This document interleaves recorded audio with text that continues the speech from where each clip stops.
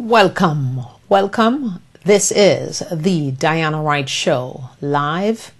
We welcome each and every one of you, all my viewers from around the world and in the United States, and thank you so much for joining us. As we get started this evening on the Diana Wright Show, we just want to give you this quotation from Aristotle, and it says, "We are what we repeatedly do. Excellence, then, is not an act, but a habit." So I've been saying here and asking you to strive for excellence, especially young people and anyone else that's out there. Excellence, strive for excellence, because excellence is what you need to achieve in just about anything that you do. And when you start something, make sure you complete that something. Complete your task that you start. If you start a book, do your endeavor best to finish that book. If you take on a project, make sure you end it, you finish it. Unfinished business is not a good thing. So I encourage you, along with loving yourself, to strive for excellence, because that's very important. And also, the words for this week is hope and love. Have hope.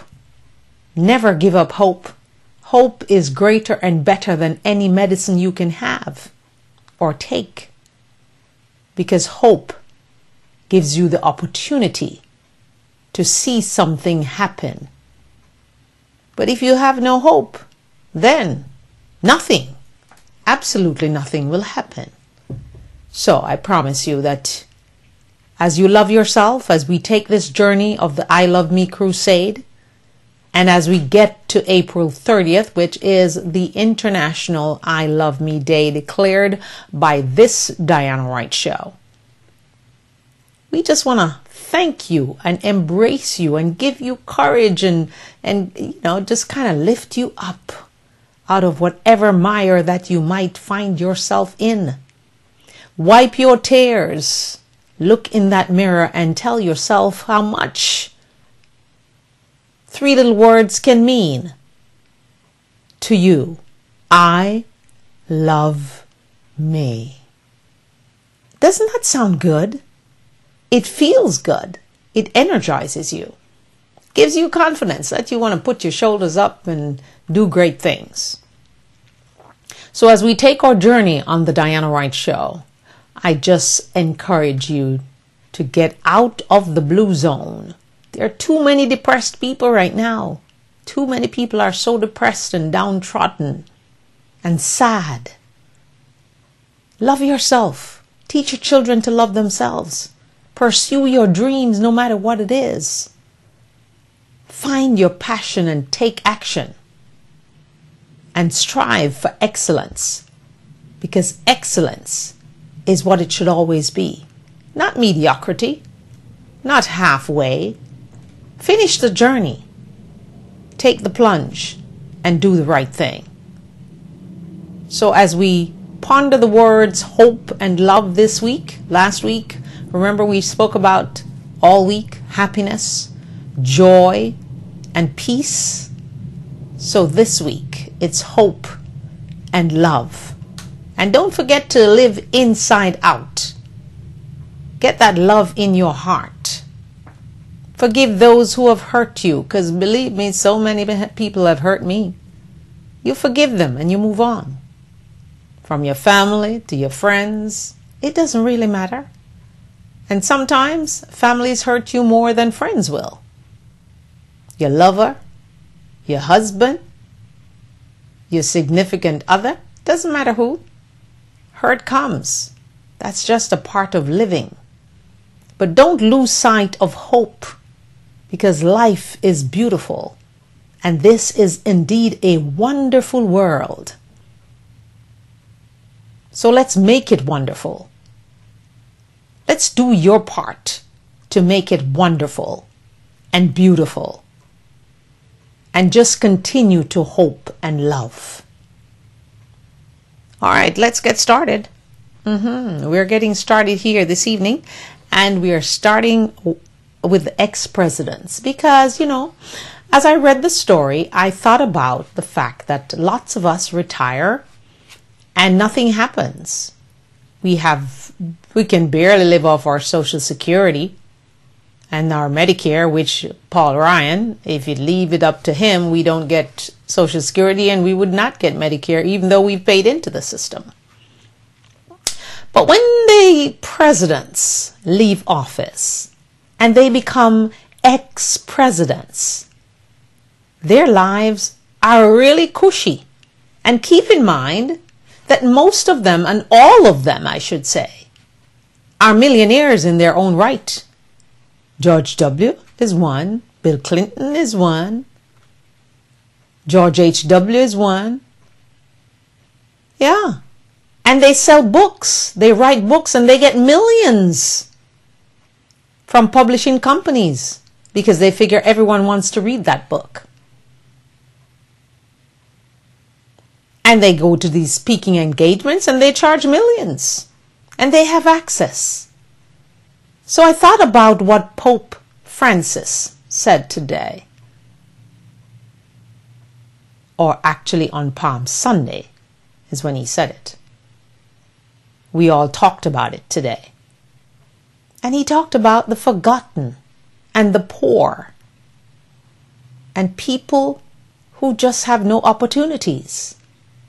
So when we look at this and we see this, no one begrudges the ex-presidents to get what they are told they were going to get. But it's almost incredible to see how one segment of our society lives, including the wealthy, not just ex-presidents. And then you have people eating out of the garbage bin on the corner. And you're bombarded with people with signs on the corners at the stoplight saying, I'm hungry. I have no food. I'm homeless. How does the world become so divided and so, one person is up there and the other is down there? Have you just thought about that? I think about that a lot because it truly amazes me. And I say that now, and I've been saying it for a very long time, that someone I dated in my distant past, who was very wealthy himself, kept saying, you're such a socialist. I'm not a socialist. I just don't like to see people suffer, or I hate injustice. Hate is a strong word, my grandmother would say. I don't like injustice. It bothers me when I see people on the corner not having food to eat. Or say they don't anyway, because some of them are trickery. And they don't have shelter. They have 3 kids. So what do? Do you stop and help everyone on the corner? That's not possible, really. It's just not possible. But it still bugs you. I don't know if it bugs you, it bugs me. It makes me wonder and ponder, and I think more about Pope Francis I when I see these people. Because I remember his message ringing in my ear. What do? Well, I guess through Save a Life Jamaica Foundation, which I'm part of. It's Novelet Gales Foundation. But I'm a board member. I guess through that you're helping some people. But you really can't help everyone, can you? But I guess if you help one person per time or per season, maybe that's okay. But it just bothers me when I see and read stories like these, because it seems like the haves seem to get more and more, and the have-nots seem to get less and less. And even what the have-nots have or get, people like Congressman Paul Ryan and others try their best in their varied budgets to take it away and people like Mitt Romney, who talk about 47%, you just wonder, maybe I shouldn't think about it. Maybe I should just go my merry way and do my thing, and, because I don't care what I have and what I don't have. Life is beautiful and can be beautiful, and what you try to make it to be each day. Because every day that you wake up, you need to be just thanking God for waking you up that morning. You're standing, you're not sick, and you're doing okay. You can find some dinner, and you have a roof over your head in whatever condition it is in.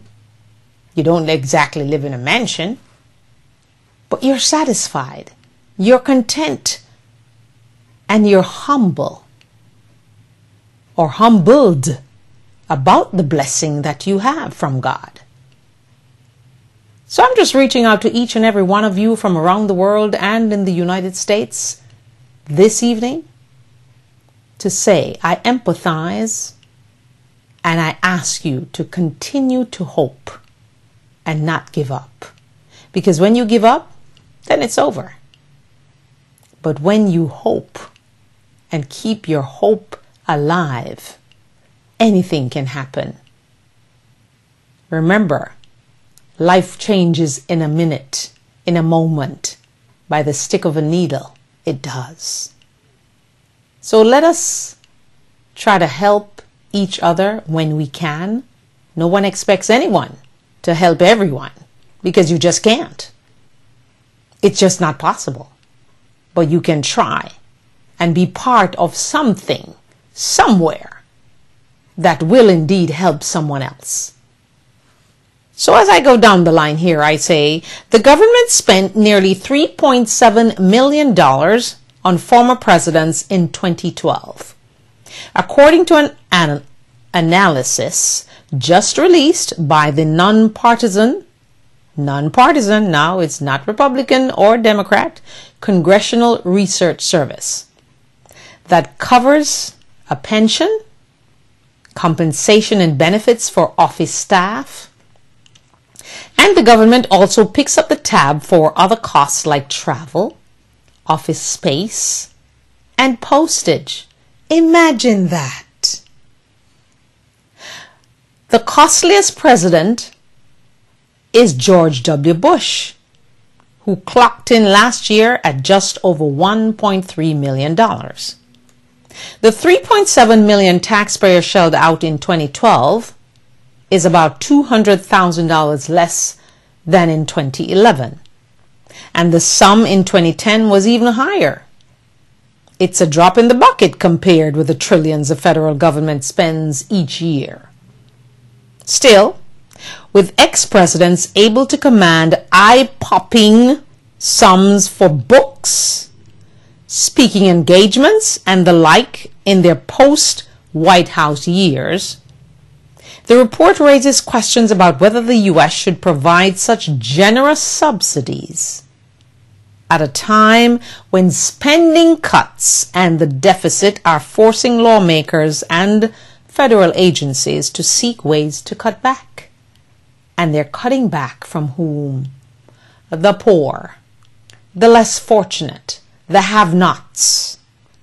Under the former President's Act, previous inhabitants of the Oval Office are given an annual pension equivalent to a cabinet secretary's salary, about $200,000 last year, plus $96,000 a year for a small office staff. Okay. Departing presidents also get extra help in the first years after they leave office. One reason that Bush's costs were higher than other living ex-presidents.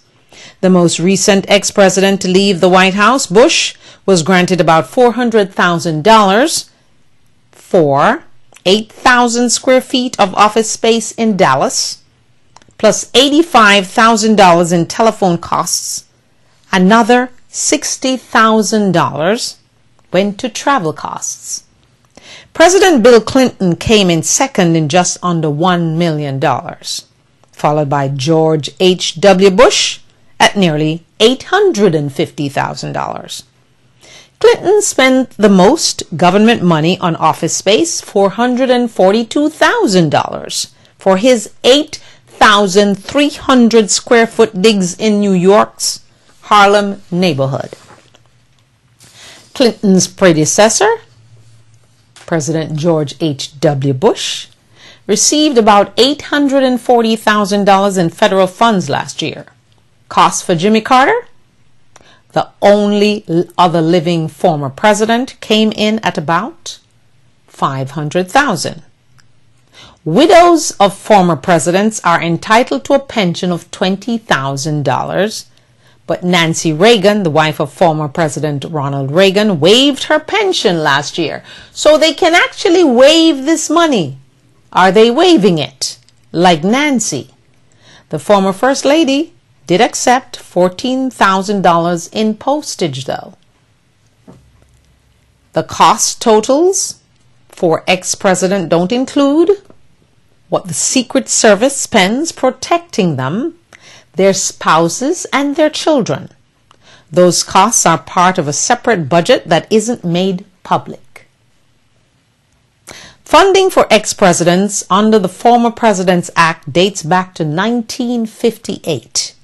When Congress created the program largely in response to President Harry Truman's post-White House financial woes. The Congressional Research Service disclosed that.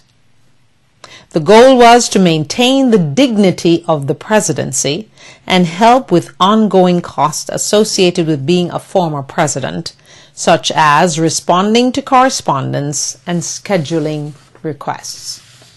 Now, I don't begrudge a president for anything he gets or his family gets when they leave office, but I do believe that if ex-presidents are millionaires and getting all that money for books and speaking engagements, they should take up some of the slack, and they should also do what First Lady Nancy Reagan did.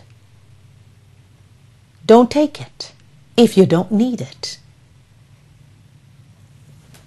Wow, that's one of my wow stories for the week already. That is a wow. It is indeed, because it just makes you think and make you wonder and make you ponder. Why is it that the government, and it's not blaming the president or anything of that nature. Nobody'd start to just be telling me off now for doing that, because that's not what I'm doing. I'm just reflecting. And you check the pensions of Paul Ryan if he leaves office and the health care that he gets. But he would want to deny the less fortunate from getting anything. And if it were Mitt Romney that were president, wow, the poor would be slashed and thrown into the sea. Because they're 47%. And they're not that important. They're just a bunch of moochers, you see. So, we need to think as a society, as a people, and remember and keep in our heads the words that were said on Palm Sunday by Pope Francis I. Because it's important for us not to only live for ourselves. As he said, his grandmother used to say, wealth, you can't take it with you. And keep remembering, my brothers and sisters out there, that when we die, we all are the same. I mean, just the same. Even the amount of real estate you get in the ground is equal the same. So let us not stand above our brothers. Let's think of what Pope Francis I said yesterday, Palm Sunday. Okay, let's go to something a little more funny, if you will. Congresswoman Michelle Bachmann, she's always talking about what people do and what they don't do and how much money they diss and how much money the president is getting to walk his dog, paying to walk his dog, and how many chefs he has. Well, who knew that Congresswoman Michelle Bachmann is being investigated by the Congressional Ethics Office for financial transactions by her short-lived presidential campaign. Who knew? Her lawyer says there are no allegations that Bachmann engaged in wrongdoing. He says the Congresswoman is confident that the investigators will conclude that she did nothing inappropriate. The story was first reported by the Daily Beast. The Daily Beast and Huffington Post, they are on top of things. The Office of Congressional Ethics is an independent investigative body established by the House 5 years ago to conduct preliminary investigations into allegations of misconduct by House members and their aides. So you see, as I heard Mayor Bloomberg saying earlier on today, if you live in glass houses like the NRA, who spends over $100 million to do their promoing and their brainwashing of people, Mayor Bloomberg said, I'm only spending like 10 or 12 million. If you can count, you see the difference. And if you live in glass houses like the NRA does, you should never, ever, ever throw stones. Because those stones, you see, will shatter your window. And things won't turn out so right, especially if you're sitting by the window, Mr. LaPierre of the NRA, who's trying to convince us that background checks that he supported years ago, and they have the video to prove it, is not the right thing to do. And I knew that when it came down to gun control being voted on the floor of Congress, I knew it was never going to happen. And I don't care what anyone says. Everybody cries and ooh, looks so sad and pleads and gets so down and after Sandy Hook, and all those beautiful children were slaughtered by this crazy young man. There were lots of talk. Remember Gabby Gifford, the Congresswoman herself, who right now, she looks so positive, but she's disabled by a crazy gunman. And they talked. And then there was Colorado. But you see, everyone thought that because it was involving so many children and teachers, and it was a school, an elementary school, something would be done. And I knew it would just be talk. Because politicians in Washington are only interested in the next election that they will win. And they cannot afford to lose, because power is what they want. It's not about the money, because most of those guys that you see in Congress and the Senate, they're all millionaires, men and women alike. And if they're not millionaires when they get there, they become millionaires when they are there. Yeah. So as we ponder the whole gun control argument, we see and we know that it's just about talking, theatrics, showmanship. Because when it comes down to doing the people's business, they just don't have the guts to do it. Because they all want to be reelected. But you see, President Obama is frustrated because he ain't got no more offices to run for. So he can actually try to make it happen. But I wish him luck. Because all the guys there, all the women there are thinking about 2014 and whomever else is thinking about 2016. And even immigration that we talk about so much. Undocumented workers, illegal immigrants that are here, and the wonderful work that's going to be done for them and the path to citizenship. Jeb Bush one day is saying yes, and the next day he pulls back. Rand Paul says yes, and then he goes on Fox and he backpedals. Marco Rubio, he really doesn't want it to happen because he said it so many times. These people broke the law. They should not be rewarded. But they posture and they make us believe and think we're stupid enough to believe it, because I don't, that they are really thinking about the people from their constituency. They're thinking about their constituents. No, they're not. They're thinking about making sure they don't rattle you as their constituents, because if they rattle you, you may not vote for them. And their power and their profiling and their getting on TV will not happen. So as I welcome you again to the Diana Wright Show, live, we are live at 10:30 in the morning and 8 p.m. at night. Yes. No need to say p.m. and night at the same time. I know better. But don't be fooled. Background checks, universal background checks, if we are lucky to get it, we have Mayor Bloomberg to thank, because he is taking on the NRA with his bravery. And yes, he has some money. He's the 7th richest man in America. So he has some money to burn and to blow. But even then, he has courage to take on the big sodas. No one need to be drinking no big old cup of soda like that. And I say, Mayor Bloomberg, if they want to drink the soda now that they've, fought you to the brink, hey, let them drink the soda. They will suffer the consequences. And Sarah Palin at CPAC showing you that big gobble of whatever she had in the cup, she's not drinking no gobbles of soda. She's trying to look as young as she can, as slim as she can, and she went on a diet to look the way she looks right now.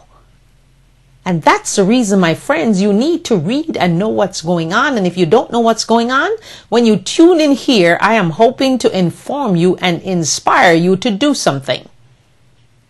Like calling Congress and letting them know how you feel about gun control, how you feel about immigration. Call them up. Jam the phone lines. I have the number written down here, but it's over in my bundles of paper there. So call them and let your voice be heard. You have a voice. Indeed, you do. Use it. Take action. And speak up for what you believe in. Don't be muzzled by the NRA or muzzled by the politicians who are really just thinking about their jobs. And I continue to wonder and ask the question, if so many Tea Party congressmen and women are there to blockade because they want smaller government, my question still stands. Why don't they leave and go home? It will be less money to pay out. And then the government will be smaller for them leaving. Because if you hate government so much, it's just like Mitt Romney.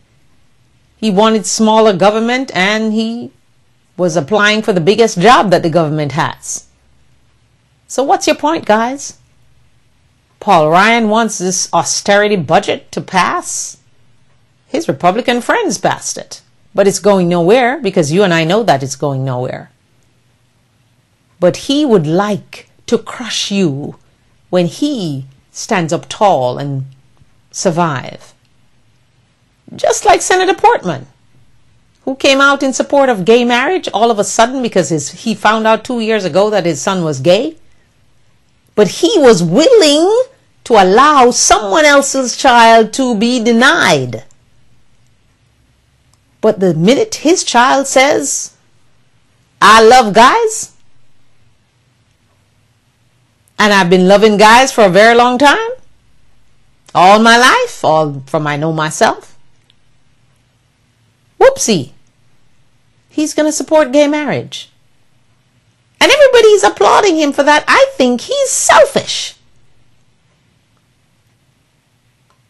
And what you want for your children, you should want that same thing for someone else's child. You want success for your children? You should wish success for everyone else's children. You want happiness and hope and love and joy and peace for your children? Yes, I do. But I wish it for everyone else's child. So don't tell me that you got some kind of awakening. I just don't know how you live with a teenager who's 20, a young man, 21 years old, and you had no clue. I think a lot of parents live in denial when their children seems gay. They want to deny it, so they block it out and they don't see it. 21 years and you never saw it. Because he was asked that question. You had no idea? No, he says, I didn't have any idea. So I don't applaud Senator Portman for his coming out to support gay marriage. But I do say that I think he did it simply because his son came out and said he was gay. So, hence, there you go. Alrighty, let's take on the First Lady now. I'm not taking on the First Lady at all. Love Michelle Obama. But Oscar de la Renta, the famous designer, he's taking her on. Famous designer Oscar de la Renta says dressing the current First Lady, Michelle Obama, is not his number one priority, you see. Oscar has been known for being a favorite of many other First Ladies of the United States, including Betty Ford, Nancy Reagan, Laura Bush, and of course Hillary Clinton. He said an anonymous woman, this is what Oscar said, and I applaud him for saying this because, you know, some of us believe that we set trends and we do this and we do that. Oscar is here to correct you. He says an anonymous woman on the street is a woman who influences fashion today. So an anonymous person walking down the street, a woman full of style and confidence, and she's dressed in some kind of different things, you know, put some things together and throw the fashion world on its head. That's the woman that influences fashion today. Oscar now says he would still like to dress the First Lady, and he felt bad that the relationship had gotten off to a rocky start. Because you see, Oscar criticized the First Lady's wardrobe choices in the past and feels bad about the criticism. Now, I'm going to take issue with Oscar for that because I think it's not just Oscar that criticized the First Lady for her choice of dresses and whatever wardrobe she had when she just came to the forefront. Lots of people did. Lots of people wondered, and why is she wearing that? And where did she get that dress? And who designed that thing? Everybody was saying that. So if he said it, don't talk about you're sorry. You criticized, and your criticism, I'm sure, was taken into account. And the First Lady, we all can say it. As she stayed in the White House, she began to dress much more elegantly. Sometimes she just want to relax. Like when she went to Target, in her baseball cap and her shirt and her pants. That's cool too. She want to show you that she's one of you. And she's still Michelle Obama. All right? So, Oscar, please don't talk about you're sorry. And, you know, you're sorry you criticize. Yes, you criticize because as a designer, that's what you thought. And you should own that. And not sit there and talk about you're sorry. What are you sorry for? Criticizing the First Lady for her fashion choices or her fashion faux pas or whatever you call them. It's okay. You are a designer, and a damn good one too. A famous one too. A long-standing one too. I think I used your perfume tonight. The one you put your name on, you know. So, just saying, Sir Oscar, No need to apologize. Just take the criticism. I'm sure the First Lady took your criticism in good stead. And I'm sure if you want to design a gown for her now, because you do make some beautiful ones, she would certainly oblige. But I gather that when she went into office, she wanted to help the young designers who had no opportunity. And we applaud the First Lady for that. But she just didn't kick you old guys to the curb. Okay, Oscar? So don't worry about the criticism. It's okay to criticize, as long as it's constructive and it's not malicious. It's okay. By the way, this is the Rad Wellness bottle that comes with your package.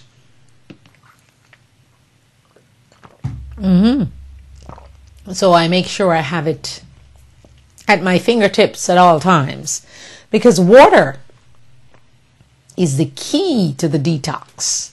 Yeah, the things that you get to take are key too, but this water here, it's key to the 21-day detox by Rad Wellness Center.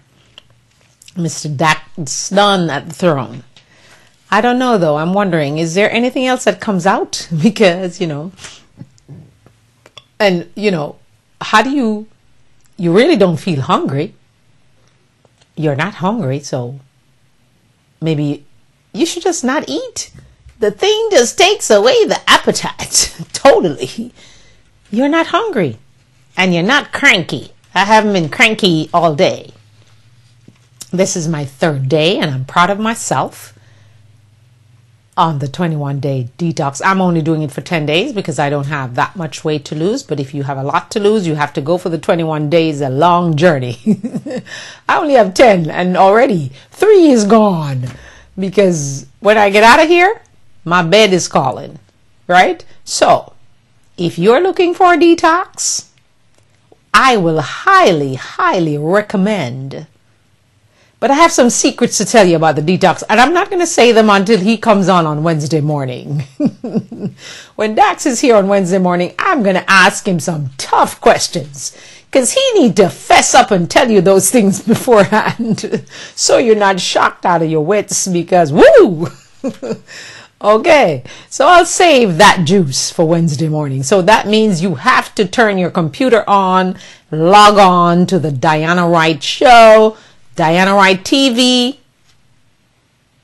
.webs.com, and reminding you that April 30th is our day, the day that we declared. It's the I Love Me Day, International I Love Me Day. So we're trying to go on this crusade around the world and in the United States. We want everyone, each and every one of you, to love yourself and have and make no excuses about it. And teach your children to do the same. Give them that self-confidence that they need, because self-confidence and self-esteem, the reason it's called self-esteem and self-confidence, because you give it to yourself. No one else is going to give that to you. You got to cultivate that in your body, in your mind, and in your spirit. Take it on, head on. So, the cleanse is wonderful. It is wonderful. I must say it is. I am 150% pleased so far. But like I said, there are some secrets about it that, I'm going to check with Dax on Wednesday morning to see if I can divulge those things, or you have to experience it for yourself. Because I promise you, you will not be hungry, because I'm not, unless you're really greedy or you're a real foodie. I don't think so. I think you will join the journey with me and go on this detox. It is fantastic. All right, so here we go now. Now you see all these guys who come, freshmen senators and congresspeople who come to Washington and try to make a name for themselves. None other than Cruz, Ted Cruz, freshman Ted Cruz, Senator Ted Cruz, who tries to belittle people. He tries to school people. He tries to destroy the character of people. And now he's trying to take on the White House. So freshman Senator Ted Cruz of Texas, I guess he thinks that because he comes from big old Texas, he can come and walk all over everybody in Washington. It's not happening, Mr. Ted Cruz. He has wasted no time ruffling the feathers of his Senate colleagues, as I just said, on issues from a proposed assault weapons ban that he did with Senator Dianne Feinstein to drone strikes, to his demeanor. Of course, the drone strikes, of course it was none other than Mr. Holder, our Attorney General. Demeanor in Senate hearings, he's just mean-spirited and like he wants to take on somebody. And this week is no exception, with Cruz drawing a White House rebuke Monday for claiming that President Barack Obama hopes to spike immigration reform efforts for political reasons. Now that is just an out lie, because President Obama has been talking about immigration from the first time I remember him running for president in 2008. So you need to get your facts straight, and that's one of your problems. Even Joe Scarborough called you out, Senator Ted Cruz, for messing up the Second Amendment and giving bad information, wrong and bad information. Get your facts straight, brother, before you start taking people on. In an interview with the Dallas Morning News, see, he's everywhere. He's just trying to get his name out there. We all would like to have our names out there, but not in a very hateful manner. Cruz said he believes Obama wants the immigration reform effort to crater so that Democrats can use the issue as a cudgel in future elections. His behavior concerning immigration, this is a quotation from the brother now, Mr. Cruz. His behavior concerning immigration leads me to believe that what he wants is a political issue rather than actually to pass a bill. That's what Cruz had the nerve to say about President Obama in his interview with the paper. What he wants is for the bill to crater so that he can use the issue as a political wedge in 2014 and 2016. That is why I believe the president is insisting on a path to citizenship for those who are here illegally. Because by insisting on that, Mr. Cruz continued, he ensures that any immigration reform bill will be voted down in the House. That accusation got a blunt response from the White House. Praise God. Yes, they did. They took him on because he needs someone to whip him. Because the only thing that Senator Dianne Feinstein was left to do that day is get up, take off her shoes, and whap him upside his head. There's no evidence to support those claims, said White House spokesman Josh Earnest. Earnest said that the president is pleased with the progress, the president also said that himself today, being made by the bipartisan Gang of Eight working to draft immigration reform legislation, adding that the White House will wait to reserve judgment on the actual product until it is presented to them. Earlier Monday, President Obama urged lawmakers to unveil the bill soon so that debate on the measure can begin next month. Cruz, who is one of just 3 Latinos, don't forget he's Latino now, in the United States Senate, oppose a path to citizenship for undocumented immigrants, a key aspect of the proposal for reform advocates. He urges that such a path is profoundly unfair to legal immigrants to the United States and that it violates the rule of law. Now, I wonder if Mr. Cruz has anyone in his family that might just be undocumented or might be an illegal immigrant. Because I'm sure if there is a relative hiding somewhere, Mr. Cruz will definitely change his tune. Just like Senator Portman, because it comes down to here, to you, the person, the individual, as it affects you. Remember I told you the other day? No one cares until the fire is burning their house down. Because when the fire is burning in your house, immediately you're interested. You're willing to compromise. You're willing to go along. You're willing to do your part. But unless the fire is not burning your house, you don't really give a crap about the other person. So that's what it is. So as we hear, I know there is some relative someplace. Like today we found out that someone who is gay, who is fighting for gay marriage and Prop 8 from California, and the Supreme Court will take it all on this week. She is related to Justice Roberts, the Chief Justice, no doubt. And she believes that he will do the right thing, she says.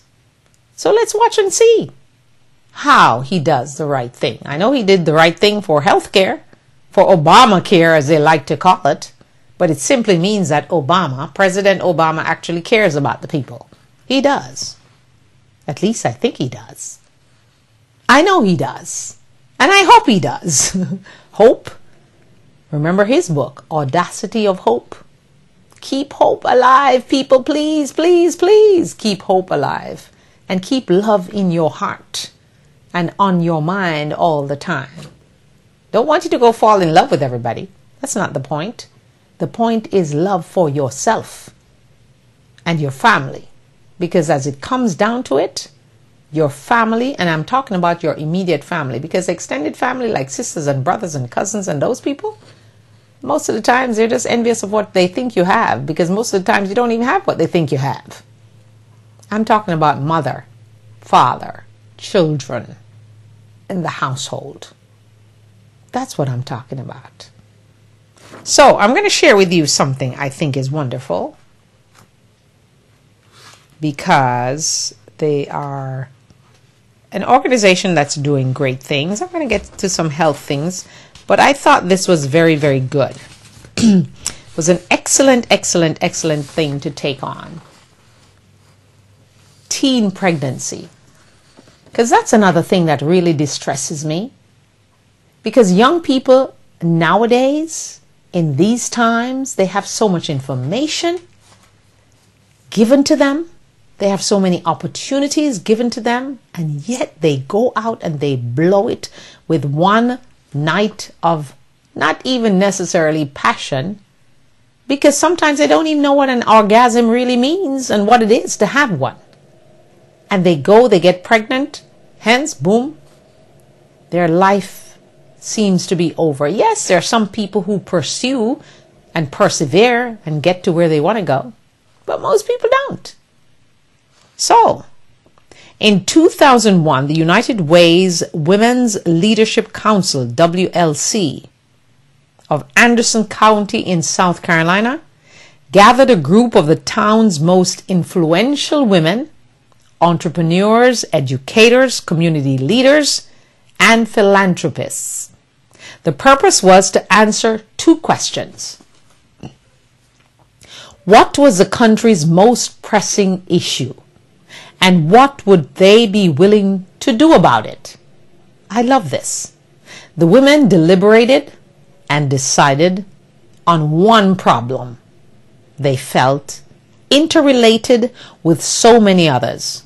Teen pregnancy. We thank you. I thank you. I love you guys. WLC, congratulations. I am hoping that you just get your ground and fly. Examining the subject more closely, this group of women discovered that teen pregnancy was not only profoundly altering the lives of young girls and their progeny, but also costing taxpayers millions of dollars, some $7.7 million each year, a figure that includes lost tax revenue, public assistance, and incarceration costs. Many of the children of teen moms enter the juvenile justice system and land up in jail. This was said by Carol Burdett, the president of the United Way of Anderson County, adding that early motherhood was one decision from which few young women and men could fully rebound to become successful financially and professionally. Now this is good. This is really good. Anderson County is composed of about 8 small towns with just about 180,000 citizens. By flagging the impact on local taxpayers, the Anderson County WLC was able to get the attention of a wide spectrum of community members who then coordinated efforts to bring a comprehensive sex education program into local schools. Raising about $55,000 from community leaders enabled the WLC to hire Kristen Fouts, a recent college graduate, to be the program director for the new Anderson County District 3 Teen Pregnancy Prevention Program. What a wonderful, wonderful thing. Teen pregnancy is a cycle, says Fouts. If your mother got pregnant as a teen, you are more likely to do the same thing, and your children are more likely to live in poverty. She teaches 2 courses to help stop this progression. One is focused on basic facts about sexuality, the other on decision-making skills. She presents the material in an engaging and relatable way to 6th graders, 7th graders, and 8th graders, offering each level of student increasingly more detailed information about pregnancy, contraception, and sexually transmitted diseases. Well, God be praised for the WLC. Should that be spread all over the country? I thank you very much. She also engages the students in role-playing, teaching them how to resist the pressure to be sexually involved, and works on developing their self-esteem and assertiveness. Assertiveness, a very good word. Be assertive. Assert yourself. Take charge of your own life. The program has proved successful on many levels. First, the Anderson County WLC's focus on this issue has inspired 1,100 women from the region to get involved by donating both their money and efforts to the cause. Second, the District 3 program has seen a significant reduction in teen pregnancies from 16 in 2006 down to 4 in 2012. Congratulations, WLC. And now they've expanded the curriculum to Anderson School District 4 in Pendleton, South Carolina. Another important consequence has been that as adolescents involved in the program find a nurturing connection that doesn't involve sex. Many of these students didn't have stable relationships at home, no authority figures to talk to, says Fouts. We provide them a safe place to go to talk about all issues and to connect with an adult and feel safe. By making this investment in our community, we are literally changing girls' lives and impacting the lives of generations to come. Well, I cannot congratulate the WLC in South Carolina more than I can say congratulations. Please let this happen where I live, where everyone else lives.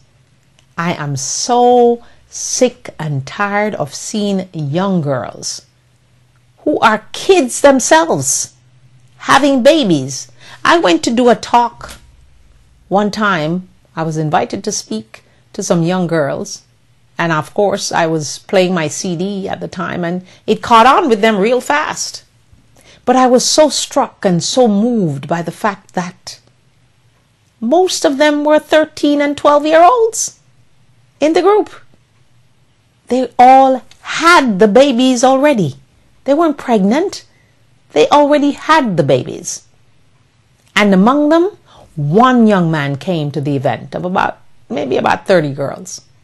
One young man came and he was supportive of his girlfriend that had the baby. One out of those girls. So I say to you young women out there, be proud of who you are.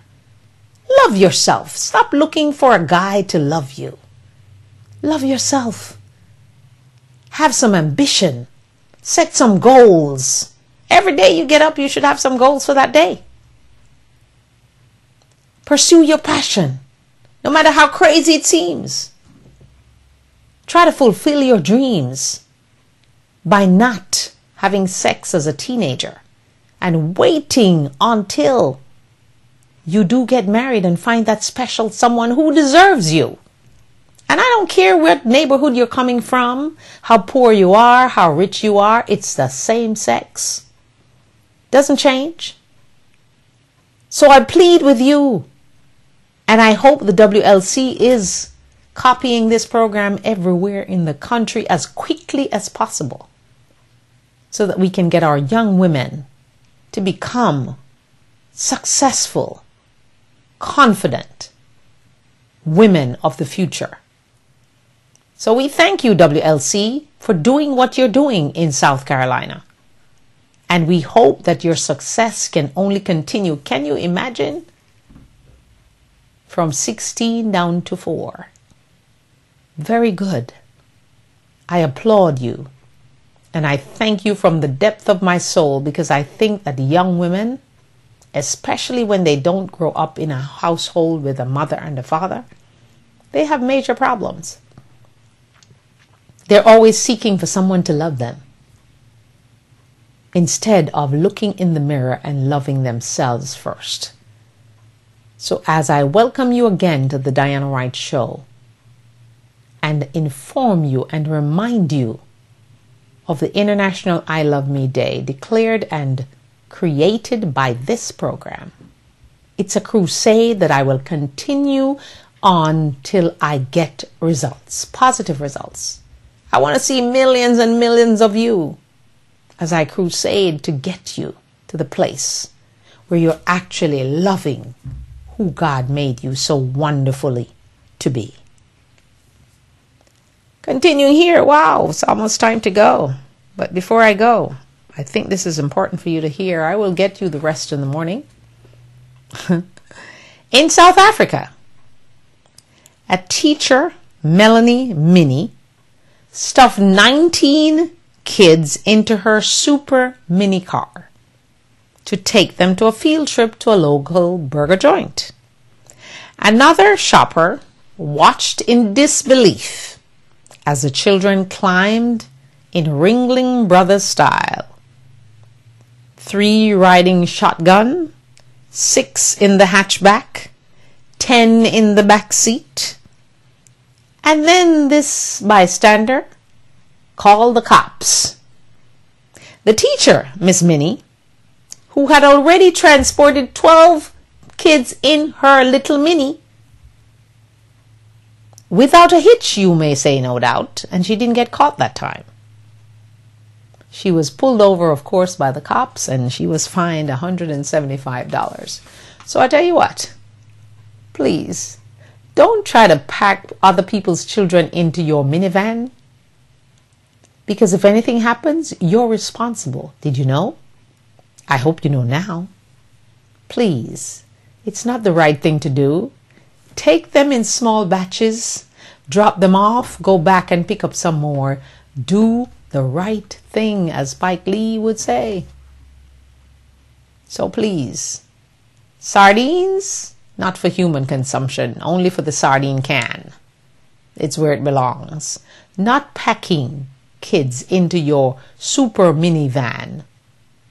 And I gather the bystander was so disgusted, but stood there and watched until all the children came out of the vehicle. And then she decided to call the police, the authorities, if you will, to get this crazy teacher, because she could only be crazy to do something like that and think she's going to get away with it. Only $175, you ask? I asked the same question. I thought it would be much more. But that teacher is another wow. That is a wow story for me for this week. So, you're going to hear it again, because I just think it is wow.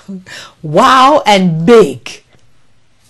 You're going to pack some children in your car like sardines? How do you get 19 kids in a minivan? Or mini super van, whatever it is, in South Africa? How do you do that? Huh? Well, as I continue my detox, I'm going to leave these stories until tomorrow morning. They will be nice and fresh just for you. Not to worry. I will remind you of a few things. Love me on Facebook. Give me the thumbs up on Facebook. Take me on Twitter. And tweet me. Also, I'd like you to remember, and it should be etched in your memory right now, that April 30th is International I Love Me Day. And then come October 5, Save a Life Jamaica Foundation will have a date set for you too, to have a good time, and for you to actually get the opportunity to save a life for only $20. So I know you're saving already, and I know it's going to be good. So, with those words and those reminders, coming tomorrow evening will be Dr. Melanie. She will join me right here on the Diana Wright Show. We'll talk about different health issues, and she's a general practitioner, and those are rare people these days. So we can ask her any question that you like. Maybe you can send me some questions that you'd like me to ask her, and I will certainly oblige. So Dr. Melanie will be our guest at the 8 o'clock hour tomorrow evening. And come Wednesday morning, we will have Dax Dunn from the RAD Wellness Center will join us. And come Thursday at the 8 o'clock hour, we'll have real estate attorney Evan Rosen. He will join us to talk about all the things that are going on right now. If your house is underwater, what should you do? Blah, blah, blah. There's so much to absorb there, And then come Friday, of course, in the morning hour, Dax and I will be talking about the wow and the big stories of the week and anything else that comes up. Hopefully by then I'm almost done with the detox. Yes, I will have on Friday, I will have just Saturday and Sunday. Oh my God, Monday. It starts off great, but then you look at the days and you're like, woo, that's a long time to go. But anyway, tomorrow's Tuesday. I'm good. I'm happy. I'm feeling good. I'm detoxing. And I invite you to do the same. So, join us on Wednesday when Dax will be here, and he will give you all the information, and I'm going to check with him how much juice I can give away. How much I can talk, spill the beans about the detox, because man, it is a detox. So, thank you so much for joining me, and of course, have a wonderful night, a wonderful evening. Whatever you're doing, it's Passover. Make sure you have gotten rid of the hate out of your heart, out of your system. If you had a grudge or a malice with anyone, make sure you mend the fences before you go and stand in front of the people and talk about you're taking Passover, you're doing Passover. You're supposed to have a clean heart when you go to Passover. You're supposed to heal all the friendships that are broken and the relationships that are broken before you take Passover, before you participate in Passover. So, lots of you might be just doing that right now, so I'm sure you will be able to catch the show later on this evening. Thank you for joining me. Have a great night. And if you love something, set it free. If it comes back, it's yours. If it doesn't, sorry to tell you, it was never yours. Ciao, au revoir, adios, and good night.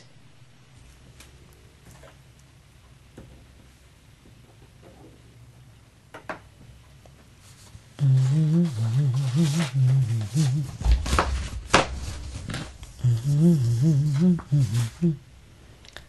Ah.